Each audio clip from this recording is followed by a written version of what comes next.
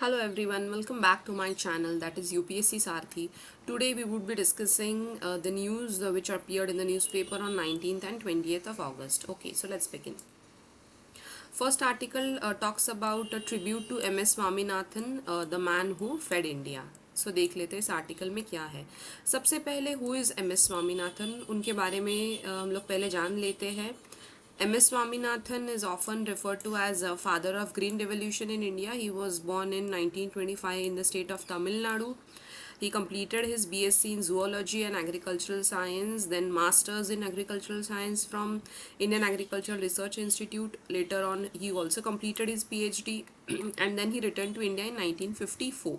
सो अभी ये न्यूज़ में इनका आर्टिकल क्यों आया है, because this is a centenary year, मतलब उनके बर्थ को 100 ईयर्स अभी कंप्लीट हो गए हैं. And it has seen a publication of a new biography, MS Swaminathan, the man who fed India, by Priyambada Jayakumar. Okay, that is the reason this article has come in news. So article पे जाने से पहले we will first understand what is the background. Exactly MS Swaminathan जो थे उनका contribution कब का है, वो टाइमलाइन क्या है, वो टाइम पे इंडिया का सिचुएशन क्या था, वो हम लोग देखेंगे. Now this was way back in 1960s, so will see what was the situation in India in this year. First of all economic condition, हमारी जो इकोनॉमी थी, हमें इंडिपेंडेंस मिलके बहुत ज़्यादा साल नहीं हुए थे, barely 10 to 12 years we had completed. So हमारी जो इकोनॉमी थी that was predominantly agrarian economy. Agriculture जो था it contributed more than 50% to our GDP. बहुत सारा, मतलब large chunk of population was involve in agriculture, but then too there were frequent food shortages and we were dependent on imports. जो PL 480 programme था, इसके under हम लोग US से wheat import करते थे. But when we were importing wheat from USA under this program, there were many clauses which were put by USA, and this was used as a stick by USA in order to control India in a way, you can see. ठीक है. Next is low productivity due to traditional farming methods. वो time ऐसा था कि farming methods जो थे वो सारे ट्रेडिशनल थे. For example bullock cards, low irrigation वो टाइम पे था. देन पुअर सीड्स जब भी हम लोग यूज़ करते हैं तभी यील्ड भी कम आता है. यील्ड मतलब जो हमारी फसल होती है उसका क्वांटिटी भी बहुत कम आता है. So this was basically the condition of our India in 1960s. Next will see about demographics. Demographics मतलब रिलेटेड टू पॉपुलेशन. तब का जो पॉपुलेशन था दैट वाज 44 करोड़. ये अभी देखने को कम नंबर लग रहा है as compare to today's population, लेकिन वो टाइम पे ये पॉपुलेशन बहुत तेज़ी से ग्रो कर रहा था. ग्रोथ रेट बहुत हाई था. And secondly there was a declining death rate. इसकी वजह से क्या होता था, जो नेट जो रेट रहता है that was increasing continuously. So जैसे पॉपुलेशन बढ़ता है we also need the food, right, to feed the growing population. Hence there was pressure on food. I hope you understood what was the situation then. Next will see political situation क्या था. जवाहरलाल नेहरू हमारे prime minister थे till 1964, और his focus basically was on planned economy. जो हमारा second 5 year plan था which was in the year 1956 to 61, this focused basically on industries and nothing much was done on agriculture. That also was one of the reason that led to food crisis. लेकिन इतना था, फिर भी industries के ऊपर focus क्यों किया गया था, there was also a reason. obviously ये ऐसे ही नहीं किया गया था, but you can say कहीं ना कहीं ये भी एक फैक्टर रिस्पॉन्सिबल था due to which there were food crisis. Next is agriculture.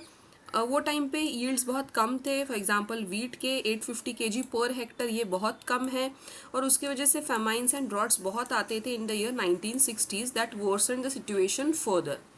Okay, तो अभी ये सारे इश्यूज थे. तो what happened in 1960s onwards? There was one revolution that came which is called as Green Revolution.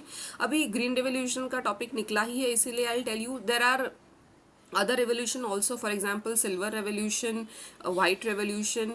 ये सारे revolution जो है you can note it down in your notes. Go through the internet or you can comment down in the comment section. अभी UPSC में तो शायद से ये सवाल नहीं आएगा, because this has become very basic. For example wheat revolution is related to what, but match the following में शायद से पीसीएस एग्जाम्स में आ सकता है. So just go through this topic once. Types of revolution, that is white revolution, silver revolution, ये कौन से हैं एक बार देख लो. Okay, so coming back to the topic, green revolution exactly क्या था? If you go through the definition, this was a period of rapid agricultural growth. कैसे agricultural growth हुआ अचानक से? There were seeds which were called as high yielding variety seeds. These seeds were used. Next is chemical fertilizers, pesticides and irrigation. ये सारा मिला के क्या हो गया, एग्रीकल्चरल जो प्रोडक्शन था वो उसमें बहुत ज़्यादा बूम आ गई. ठीक है. दिस वॉज इनिशिएटेड इन 1966, बस इसका जो ग्राउंड वर्क था that began in 1960s itself. इसके पीछे सबसे ज़्यादा कंट्रीब्यूशन आप बोल सकते हैं was of M S. Swaminathan, and there was one more scientist, he was from Mexico, उनका भी हेल्प लिया गया. He was Norman Borlaug. इनके बारे में हम लोग आगे भी पढ़ेंगे. So green revolution was first implemented in Punjab, Haryana and western UP. और मोस्टली ये दो क्रॉप्स पे ज़्यादा फोकस करा गया, आप बोल सकते हो, wheat and rice. Next is also government support was provided, as we discussed over here. High yielding variety जो seeds था ये प्रोग्राम के अंडर उन्होंने वो प्रोवाइड किया था. हाई यील्डिंग वैरायटी सीड्स क्या होता है, एज द वर्ड सजेस्ट, ये यूज़ करने के बाद यील्ड्स जो होते हैं, that is output of the food grains, वो बहुत ज़्यादा बढ़ जाता है. And also the quality of the crops is much more better. Next is public investment in irrigation. Bhakra Nangal dam और बहुत सारे कैनल्स सभी कंस्ट्रक्ट किए गए. तो क्यों एग्जैक्टली इरिगेशन का क्या ज़रूरत था? देखो कैसे होता है, ग्रीन रेवोल्यूशन में जो स्टेप्स लिए गए थे, फॉर एग्जांपल ये जो सीड्स यूज़ किए जाते थे, ये सीड्स के लिए बहुत ज़्यादा पानी की ज़रूरत होती है, इसीलिए irrigation was one of the important aspect during this time. Next is subsidies for fertilisers and credit. वो टाइम पे मतलब सब्सिडीज़ बेसिकली क्यों इंट्रोड्यूस की गई थी तभी, बिकॉज हाई यील्डिंग वैरायटी जो सीड्स थे, दिस वाज समथिंग न्यू. जो हमारे इंडियन फार्मर्स थे वो बहुत फर्स्ट टाइम ये सुन रहे थे. So in order to make them buy these seeds, subsidies provide किए गए थे गवर्नमेंट के द्वारा, and also for the fertilisers. Next is procurement by FCI and support prices, that is MSP was also provided. What is MSP वो हम लोग coming lectures में देखेंगे. These are very basic terms, so we will look in this afterwards. So अभी इतने सारे steps लिए गए, what were the impact? कुछ तो इम्पैक्ट पॉजिटिव रहा होगा, इसीलिए तो ये स्टेप्स लिए गए थे. As we earlier discussed in our country there was food shortage in the year 1960, मतलब 1960s का जो दौर था वो टाइम पे बहुत सारे प्रॉब्लम्स थे. तो अभी इसका इम्पैक्ट क्या हुआ वो देखेंगे. पॉजिटिव इम्पैक्ट्स भी है, निगेटिव इम्पैक्ट्स भी है इसका. ऑब्वियसली 1971 हमारा जो आप बोल सकते हो प्रोडक्शन है वो बहुत ज़्यादा बढ़ गया फूड ग्रेन्स का. India became self sufficient in food grains. There was a time when we were dependent on USA, as I discussed earlier. वो जो प्रोग्राम था PL 480, वो प्रोग्राम के under we were dependent for import of wheat from USA. But बहुत कम समय में, that is in 1971, हम लोग सेल्फ सफिशिएंट हो गए in terms of food grains. Next is wheat production tripled. आप समझ सकते हो, ट्रिपल्ड मतलब 3 पट ज़्यादा बढ़ गया वीट का production. This was a great achievement. तो इसके वजह से क्या हो गया, जो हंगर का जो इशू था वो बहुत स्केल के ऊपर ये कम हो गया. Next is obviously reduced dependence on imports. Next point is strengthen India's political sovereignty. Political sovereignty मतलब क्या, जो इंटरनेशनल अरेना में जो कोई भी कंट्री अपना डिसीजंस लेता है, when that country is not dependent on someone else, you can say that country is politically sovereign. तो अभी ये ग्रीन रेवोल्यूशन की वजह से पॉलिटिकल सॉवरेनिटी इंडिया को क्यों मिली, because as we earlier discussed India was dependent on US wheat, and अभी उनका डिपेंडेंस कम हो गया था, तो इसीलिए we were no more dependent on USA. But earlier जब भी हम लोग उनके ऊपर बहुत ज़्यादा डिपेंड थे, हमारे पॉलिटिकल डिसीजंस भी वो लोग बहुत आप बोल सकते हैं दे वर ट्राइंग टू हैव, मतलब वो लोग बहुत प्रेशर डालते थे इंडिया के ऊपर. मतलब इट वाज लाइक, अगर तुम लोग हमारी ये बात नहीं मानोगे, what we will do is we will cancel this PL 480 programme. Okay, next is अभी हम लोग देख लेते हैं what were the negative impacts. अभी आप बोलोगे इसमें निगेटिव तो कुछ दिख नहीं रहा, but yes there were negatives. First is regional imbalance. पूरे कंट्री में हर एक स्टेट में इसका इक्वली आप बोल सकते हो इम्प्लीमेंटेशन नहीं हो पाया। So there was regional imbalance. Punjab and Haryana, these were the two states which benefited the most. So now, very first point that should come in your mind, that why only these two states.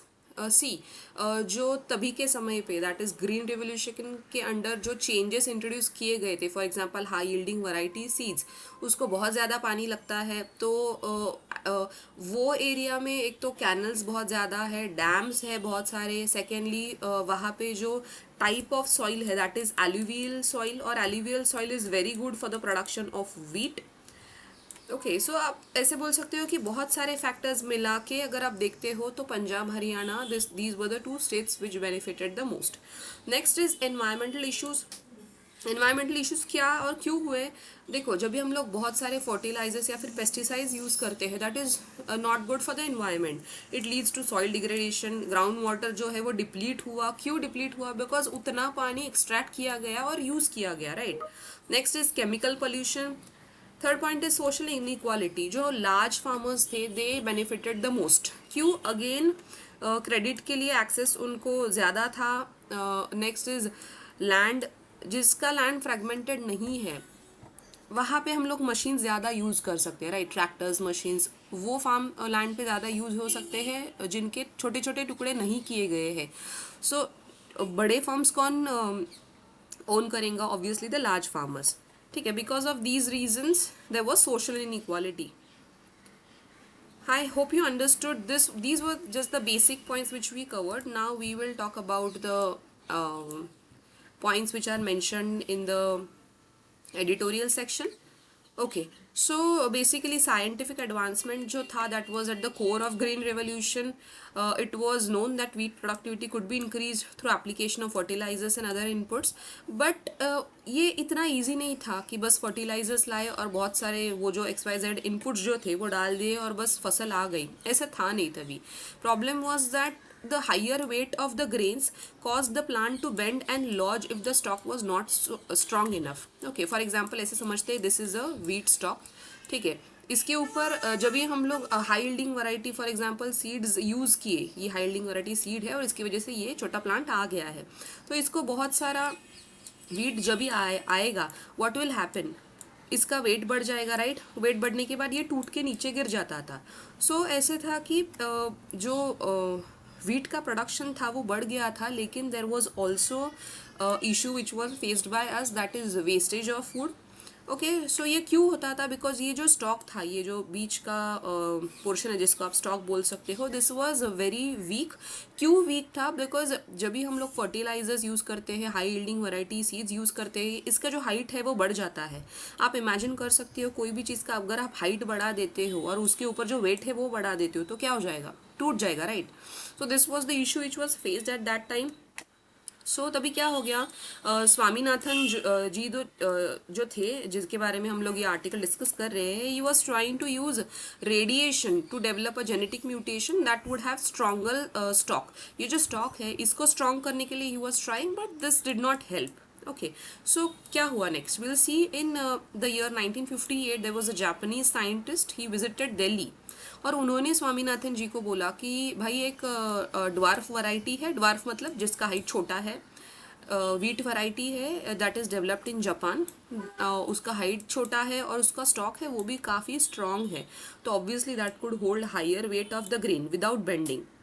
लेकिन ये हम लोग use नहीं कर पा रहे थे. Y? Because इसका जो वैरायटी था that was winter variety, this was not suitable for our climate. ठीक है, सो उसके बाद क्या हो गया, there was one more scientist was called as Norman Borlaug. ये मैक्सिकन थे. He was developing a different variety of wheat. तो ये जो वैरायटी था that might work for us, ये स्वामीनाथन जी को लगा, बिकॉज क्लाइमेटिक फैक्टर्स जो है that which was needed for this particular variety, वो हमारे यहाँ पे that was possible to be grown. So the proposal to invite Borlaug, मतलब ये जो साइंटिस्ट है उनको इन्वाइट करने के लिए जो प्रपोजल था that was immediately approved by director of Indian agriculture research institute in 1960. But but it took more than 2 years to get the bureaucratic approvals. This is a very sad thing, but yes ये कहीं ना कहीं fact है. जो bureaucratic approval था वो time पे बहुत लेट मिला, उसकी वजह से maybe the green revolution would have come 2 years earlier in our country, but ये चीज़ की वजह से वो नहीं हुआ. Okay, never mind. Fortunately, Lal Bahadur Shastri, who became PN in 1964, wanted to give higher priority to agriculture, and for this purpose he appointed C. Subramaniam as the Minister of Agriculture. Okay.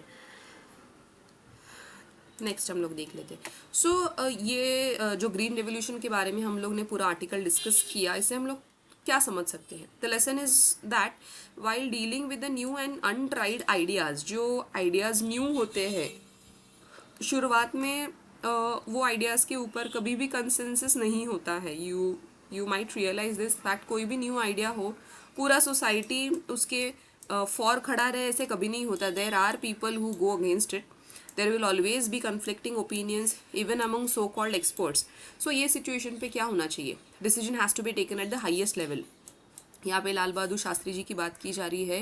He was the person sitting at the highest level. He took this decision and because of him, मतलब उनका भी बहुत बड़ा contribution रहा है, because उन्होंने ये decision लिया in spite of lot of, आप बोल सकते हैं, ये ग्रीन रेवोल्यूशन इंट्रोड्यूस करने के लिए जो जो नई चीज़ें हम लोग ला रहे थे, हाई यील्डिंग वैरायटी सीज या फिर ग्राउंड वाटर यूज़ होने वाला था, ये सभी चीज़ें के अगेंस्ट बहुत सारे लीडर्स थे. But still Lal Bahadur Shastri took a bold step and he went ahead with it. Next, in case of green revolution, the results were evident within few years. We reaped wheat harvest in 1968. वो इतना ज़्यादा हो गया that ये PL480 imports जो था वो हम लोग ने phase out कर लिया. ठीक है. In dealing with complex technical issues, the political leadership must hear scientists and the technical people. कैसे होता है, जो पॉलिटिकल लीडरशिप होता है हमारे कंट्री में, not necessarily they are experts, right. So they must hear to the scientist और the technical people who are involve directly instead of relying on the generalistic bureaucracy to convey the reviews. This is basically the second lesson you can see. Okay, so ये article हम लोगों ने discuss किया. What is the present context. ठीक है, अभी we are aware about the climatic change which is happening. We have a severely negative effect on agricultural productivity. So वापस ज़रूरत है, once again science will be critical and will be dependent on the performance of a research institute. एक time ऐसा था that India was ahead of China in agricultural research, but today China has 8 agricultural research institute in the world's top 10. And India does not have any. I'm sorry, ये कुछ paste करते हुए गलत हो गया. एनीवेज मैं आपको बता देती हूँ, India does not have even one agricultural institute in top 200. ठीक है, ये यहाँ पे चला गया. तो आप समझ सकते हैं ये कितना बड़ा डिफरेंस हो गया. टॉप 10 में चाइना के 8 इंस्टीट्यूशंस है और हमारे टॉप 200 में एक भी नहीं है. रीज़न क्या है? One of the reason is the funding. We spend barely 0.43% of our agriculture GDP on research and development, where आज चाइना कितना स्पेंड करता है? ट्वाइस आवर लेवल, और उनका GDP भी ज़्यादा है. So you can imagine. ठीक है, our agriculture research institution do not have the institutional autonomy and governance structure जो है that need to recruit and promote the meritorious scientists. This is also very weak. Okay, so I hope you must have understood this article. ठीक है, thank you very much.